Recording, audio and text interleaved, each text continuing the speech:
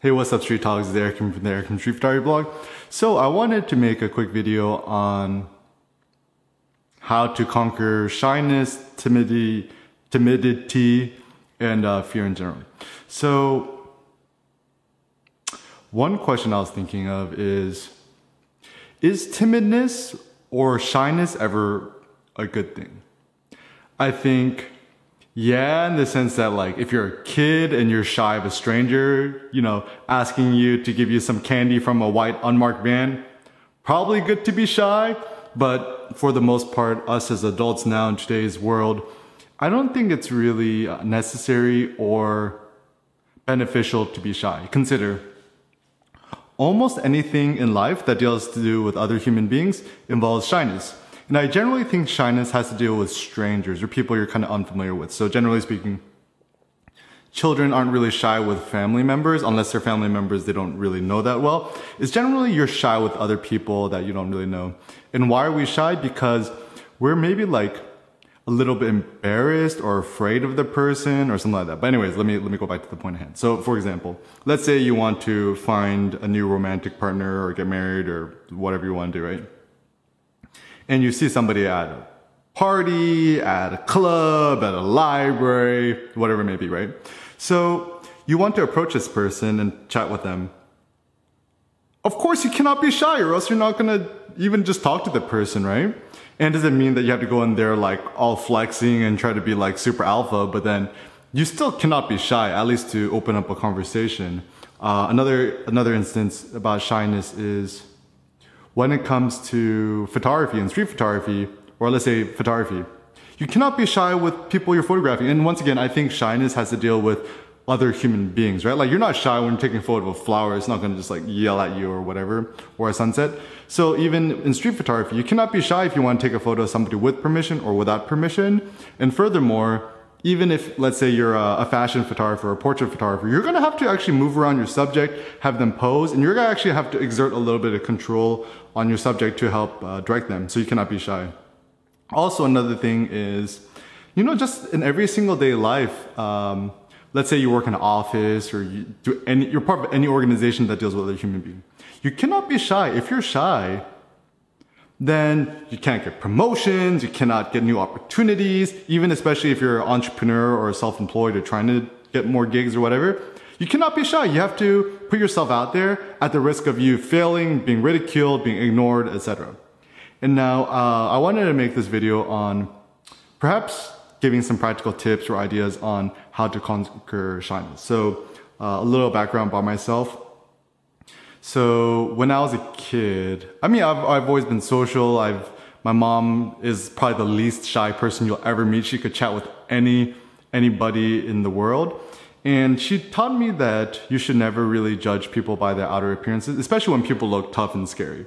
So I'll tell you actually a nice story about how my mom taught me not to be racist. So I remember, growing up, I'm like an Asian kid. And then I remember, I think back in elementary school, there's a bunch of black kids at school who would bully me and pick on me or whatever. Or like, I don't know, who knows, maybe I watched too many movies that told me that black people were scary. So I'm with my mom, I'm in shotgun, my mom's driving, and we're going somewhere and we get lost around somewhere in Oakland, right? And if you guys don't know, Oakland is kind of, especially in the early 90s, it was kind of hood. But anyways, so we're driving around, and then we're kind of like the shady looking neighborhood, and then a bunch of like, thugged or scary looking black guys just chilling on the corner, right? And my mom's like, I'm gonna ask these nice gentlemen here for instruction. I'm like, no, Mom. And I'm like, how am I, like 9, 8 years old? I don't remember. And then I'm like, no, Mom, those guys are scary. She's like, no, Eric, shut up, So she essentially pulls up there, and then she stops the car. And I remember I was so scared, I actually pulled the recliner in the shotgun seat to hide myself. And then I overheard my mom say, oh, excuse me, do you know how to get to da-da-da-da? And then the guys, presumably look over. It's like, yeah, it's over there. And then my mom's like, thank you, drives off, right? And, these guys were like wearing like baggy black hoodies, and I was pretty scared. But then the first lesson my mom taught me is that, you shouldn't judge by appearances, because the guys ended up being super friendly, and you never know, right? So that's the first thing. The second part was, this is another unrelated story, but I think essentially I got bullied by some black kid at school or something like that. And then once again, I don't remember how young I was, maybe like 7, 8, 9 or something. I remember coming home like crying and then I tell my mom, like, Mom, you know, I hate black people. They're always so mean. They're always trying to punk on me. Da, da, da. My mom like grabbed me by like the throat or the collar. She's like, Eric, you never say that about anybody else, whether it's black people or Mexican people, whatever. And then so you cannot judge people on the color of their skin. And yeah, it really kind of resonated with me. And since then, I mean, I kind of, this is an interesting thing too, is that, so I'm Korean American. My parents are both from South Korea. I was born in San Francisco. So grew up eating quesadillas, hamburgers, and Costco hot dogs and so forth. And I was very fortunate to grow up super multicultural, right? And I think that's actually a key element to not being shy, because often when we're afraid of strangers, it's people with different colored skin or pelo from us, right? So even my mom, I mean, we grew up in like Alameda, Oakland. I would always go to like the taco truck and, you know, made friends with the Mexican guys. My mom worked in a Japanese restaurant, obviously, or not obviously, but generally speaking, a lot in California. Most of the kitchen workers or industry workers are also Mexican. So even when I was like 15, 16, I worked a summer as a busboy. Made friend with all the Mexican guys, and they're like, "Hey, ¿qué pasó, cuñado?" And I'm like, and I thought cuñado meant like amigo, and I'm like, you know. And then I learned later it meant like cuñado means brother-in-law, which means they were sleeping with my sister, which is kind of weird, but like it was just a fun way to joke. And I remember I'm even in high school. And, you know, I'd overhear people say, oh, you know, Mexican people are so lazy. They're just here to steal a resource. I'm like, have you ever seen a fucking Mexican work in a kid? They work so fucking hard. And I was talking to one of the dudes, and he was literally working 7 days a week, 12-hour days.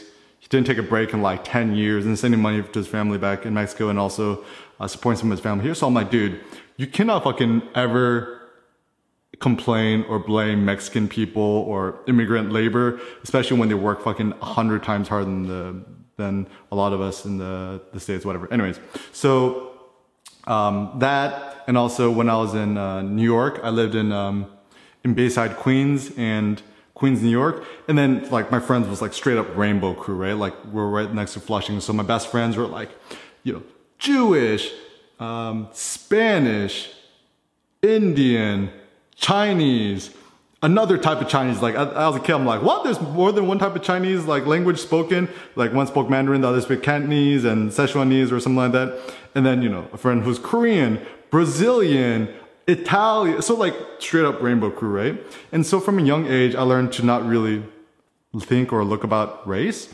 And that was a really good thing for me, because as I got older too, whenever you see somebody, you know, even though they look different from me, have a different nationality, culture, essentially I just treat them like my friends or my amigos, right? Is that like, you know, they're probably more similar than me than dissimilar.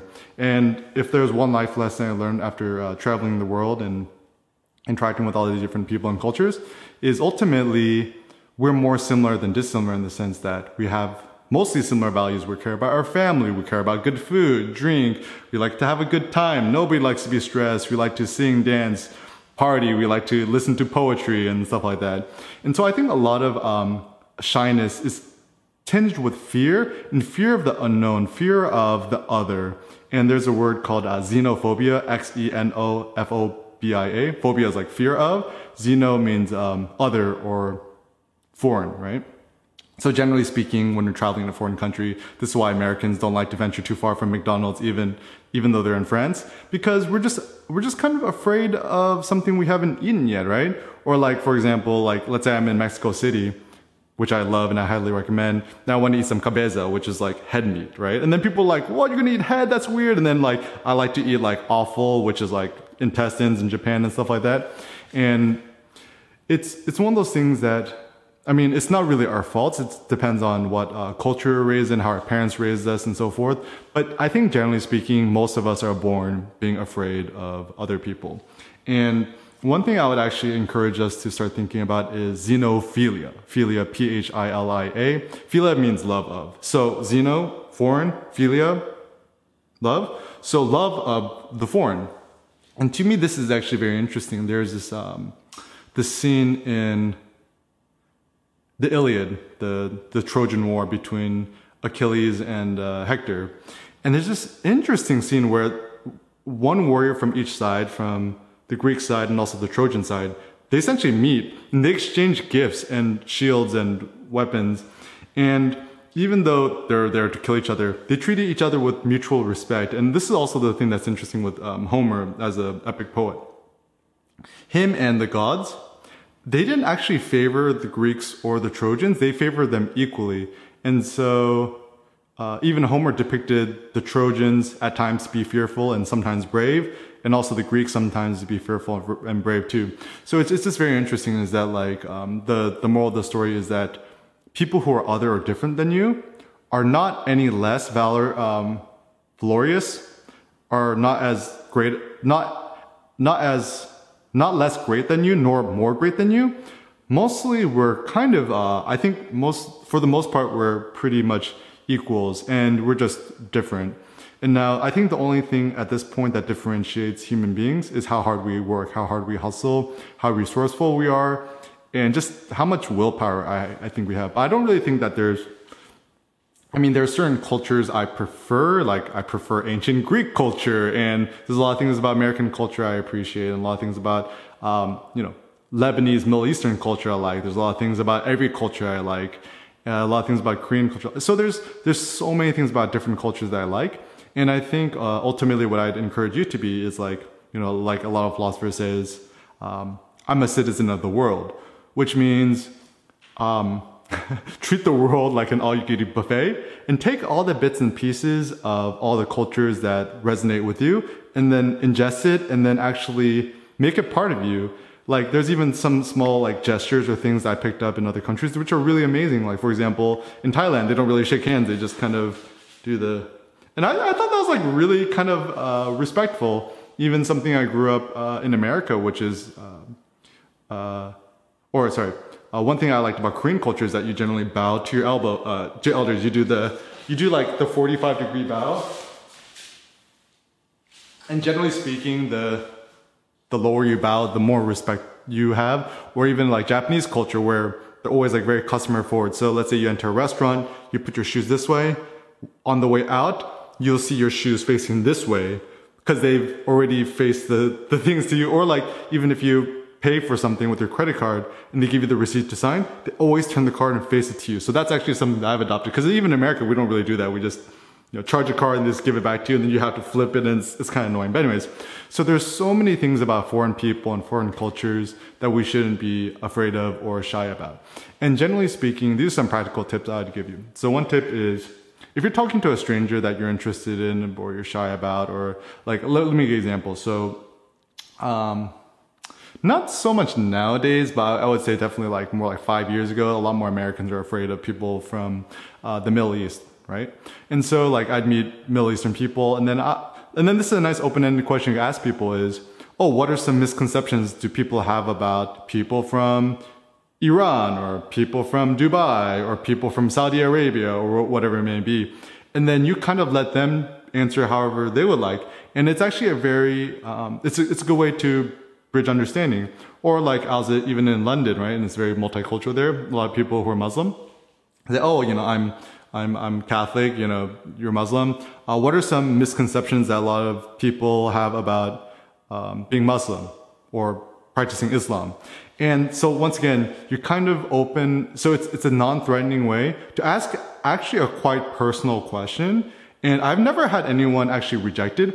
And also it's nice too because you're giving the power into their own hands to explain from their own mouth, to defend themselves. And also it's given me a lot of enlightenment in terms of dispelling my own personal ignorance. Or sometimes I'll be, I'll just say this too, like, it's funny, you could ask somebody almost anything as long as you preface it correctly. So for example, I would say, oh, sorry for being an ignorant American, but can you teach me about da da da da da da? And then they're like, ha ha ha, you Americans are so ignorant. Yeah, I'll tell you everything. So it's really essential for us to just kind of be open. Another thing I'd encourage is to be less shy is, when in doubt, just give somebody a compliment. So like, for example, I was in the gym today and I saw this like pretty buff looking black dude with like pretty sweet looking dreads, right?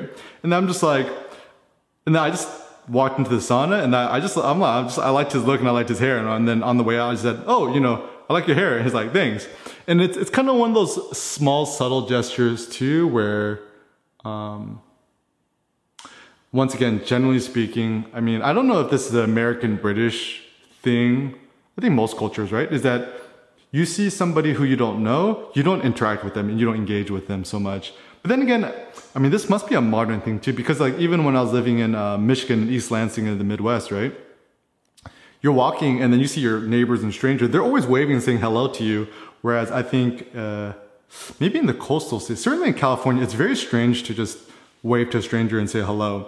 Or even things I recommend is whenever you get a coffee or, dealing with service worker, always ask for people's names. Like, "Oh, excuse me, what's your name?" It's like, "Oh, my name is Deborah." It's like, "Oh, nice to meet you." And then you stick out your hand to shake their hands. Like, "Oh, my name is Eric. Nice to meet you." And so something as simple as giving somebody a handshake and touching is a good way to build trust. And also asking people for their name, because once you attach a name to another human being, you humanize them, and then you kind of realize that they're like you. And so even when I make small talk with people working at the place, so like for example, the other day I had to get the auxiliary battery changed on my Prius. I went to like AutoZone, O'Reilly, and I'm talking to one of the girls there. And then, even though it's like, mid-January, I still asked, "Oh, Happy New Year's." Even though I knew that technically, I don't know if you're really allowed to say that anymore, but I'm like, "Oh, fuck it," right? Just say it, like Happy New Year's. And it's just like a small little gesture that actually a lot of people appreciate.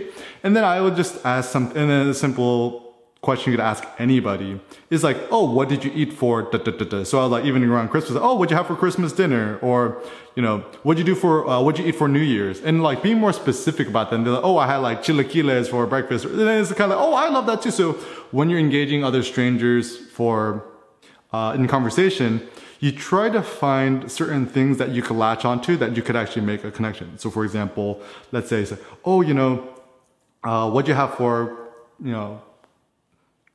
Christmas dinner?" It's like, "Oh, I had like, pupusas and this and that." It's like, "Oh, and then I find out the person is like Mexican American, right? And they're like, "Oh, that's awesome. Like, I also love, cochinta pibil and da, da, da, da." So then people always like to talk about food, right? So you could use that as a connection. Or even when you're chatting with other strangers, you look at their clothes, you look at their fashion, or you look at whatever. Always try to find points of similarities that you connect with them rather than points of difference. Because I think ultimately in the world, if we could see other people as more similar to us than different than us, there could be a lot more peace and unity in the world, which I think is generally a good thing. Also, when it comes to shyness, to be frank, maybe the best way to, this is kind of a Stoic philosophy thing, is that you should expect most people not to be super nice to you. Or, let me take that back. Still in my mind, I assume that everyone's my best friend, so I just approach people with, and then that's the thing too, is like, if you look at a stranger and you assume that they're your best friend, or you assume that they're friendly, and you act friendly towards them, most likely they're gonna mirror you back. Like most human beings, we're just kind of mirrors. We just kind of mirror the energy we give to the other person. So let's say I see a dude and I wave to him and treat him as like best friend, start chatting him up. He's actually gonna start treating me more friendly, like the way I treat him too. And at the same time, if someone decides to snub you or ignore you or kind of scoff at you, like, "Oh, this guy's so lame," or whatever, and then, it's happened to me too, just kind of treat that as a way for you to, build calluses. Like even when you're at the gym, you're doing deadlifts or, pull-ups or rock climbing, whatever, you form a lot of calluses and blisters on your hands, right? And so, even the times where you kind of get snubbed or you get some sort of negative reaction, just treat that as a way for you to gain armor or to experience up or to add more hit points to your real life character RPG. And yeah, I think, and there's so many words of wisdom, like, like our buddy Jesus says, go to the door, knock on the door and it shall be open to you. I mean, not always, but it's still a good sentiment. Better sentiment is probably Seneca. He said, when you go to the door of a wealthy person and you knock on the door, expect that it won't open to you. And that's good because if they, in fact, do open the door for you, you're overjoyed. But they don't, you're not disappointed because you kind of expected that too. So it's kind of like this double-pronged Stoic approach, I would say. It's on one sense, assume everyone's your best friend and treat them like your best friend. On the other hand, expect them to just totally shun you or ignore you. Also, things that I would encourage you to is that, like, let's say, for example, you're watching this video and you want to start your own YouTube channel. You cannot be shy if you want to start your own YouTube channel or start vlogging or uploading videos of you just talking, whatever it may be, because the more shy you are, the less brazen and bold you are going to be in your speech. And the more shy you are, the more you're going to self-censor yourself, and the more you're going to try to be like, quote, quote, politically correct. And actually, I think the best people to study in terms of Conquer Shyness, even though a lot of them are actually, in fact, shy, are probably stand-up comedians, because stand-up comedians and rappers, because they're probably the only two members in society who are allowed to say what's really on their mind without censoring themselves with cursing or making politically incorrect or racially or sexually inappropriate jokes or whatever, but still kind of quote, get away with it. And so you just kind of realize a lot of what we're taught is, you know, either savory or not savory. It's just kind of socialized. So obviously, you know, building up your confidence, your courage, and overcoming shyness, it's a skill. It's not something you're born with.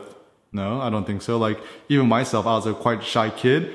And over the years, through socializing with my friends, through the lessons I learned from my mom not to be afraid, it really taught me the skills to overcome my shyness. And a lot of it is just practice. I mean, even another thing I'll think about too is that whenever you have the option, always go out. Go to places where there's other human beings where you could practice your social communication skills. It means going to a meetup like meetup.com, or going to a local bar or a restaurant or a library or a coffee shop, or I don't know, like a church choir group, whatever you're into, right? So using or going to concerts or shows and stuff like that.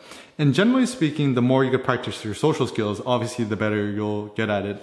And that's really the secret, is just got to keep practicing and practicing and practicing. It's kind of like Allen Iverson. There's actually a pretty good Netflix documentary on Allen Iverson, which I would recommend.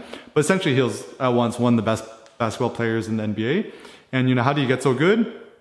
Just practice, right? The more you practice at whatever you want to improve on, of course you can get better at it. Think about it. If you want to get better at something and you practice every single day, you're certainly not going to get worse at it. You could, you know, only get better, right? I mean, like, you might not grow that quickly. You might be kind of baseline, but kind of like this. But certainly if you practice every single day, it's over the long term, you're going to kind of like that, right? By practicing every day, you're not going to go down. It just kind of makes no logical sense. So anyways, to wrap up this video, shyness is something that I think in all elements of our life we should try to conquer. And some practical tips. 1, treat everyone like your best friend, but expect people to snub or ignore you. That's the thing. 2, when in doubt, say hello or wave and say, hey, how's it going? And 3, simple things to talk about, generally, I would recommend is, if you're talking to a stranger, either start off by complimenting, say, oh, I like your look, or I don't know, like, I like your hat, or I like your style, or your fashion, whatever like that. Or you could even just talk about food. Everybody likes to talk about food, right? Talk about food nonstop, all day. And also try to put yourself in more scenarios where you meet more strangers, because you need to exercise your social skills. Exercising your social skills is almost like exercising a muscle. You have to exercise your muscles or else you're going to become anemic, right? Like, even being here on planet Earth, the force of gravity is exerted on us, which keeps our bones strong, right? And so same thing is that if you want to build your social skills and overcome shyness, this is something you got to practice every single day. Some other things you could practice to overcome shyness. I mean, obviously, street photography is my forte, so walk around with your camera or your phone. Approach strangers and say, oh, excuse me, sir or miss, you know, I love your look. Do you mind if I make a quick portrait of you? And I call this the 10 no challenge. Keep asking people for permission until you get 10 people to say no, right? Another tip is try to talk to strangers, whether it be your Uber driver, your cashier, barista, whatever like that. And then you could just be like, oh, you know, like, what are some of your passions in life? Or you could say something like, you know, you could preface it, oh, you know, I know this might be personal, but, you know, what are your passions, or what are your dreams in life, or what are your personal ambitions? And actually, this is the ironic thing too, is when you're talking to strangers, the more personal, the deeper, and the more quote-unquote difficult questions you ask, actually the more receptive people are, because they just know that you're not bullshitting like the whole Americans, like, oh, how are you doing? Oh, I'm fine, thank you, fine, you, fine, okay, whatever, right? Is that like, So if someone says to me, like, oh, how you doing? I'm like, I'm fantastic. Or I feel like shit. I haven't had my coffee yet. Go a little bit off script, and then it'll just kind of like awaken people, and then you could be more real. So be real, be you. And when in doubt, smile and say hello. Peace out.